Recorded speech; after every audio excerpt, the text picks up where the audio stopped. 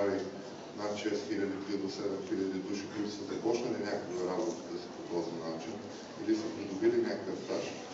Така че днес съм изключително горд да продължим тази традиция. Аз малко завиждам на фирмите, защото те могат да предложат прекрасни условия, включително и това, което казваме добро заплащане. В държавната администрация може би не е най-доброто заплащане за сега, но пък има добри перспективи за развитие. Ако човек иска да гради кариера, е възможно и в държавната администрация да го прави. Приветствам тази среща.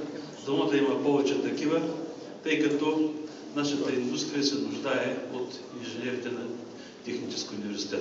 Нестле България за 9-та поредна година спонсор на този форум, но освен спонсор той е и партньор, защото именно Националния дни на кариерата ние виждаме като мястото, където бизнесът се среща със своите бъдещи потенциални служители в лицето на младите студенти и току-що завършили специалисти. Нашата подкрепа на този форум е нашия израз и подкрепа към самите млади хора, с което искам да пожелая успех както на младите хора, така и на работодателите, които са тук представени и които биха искали да намерят в така дошлите тук млади хора своите бъдещи служители. Успех и отново благодаря.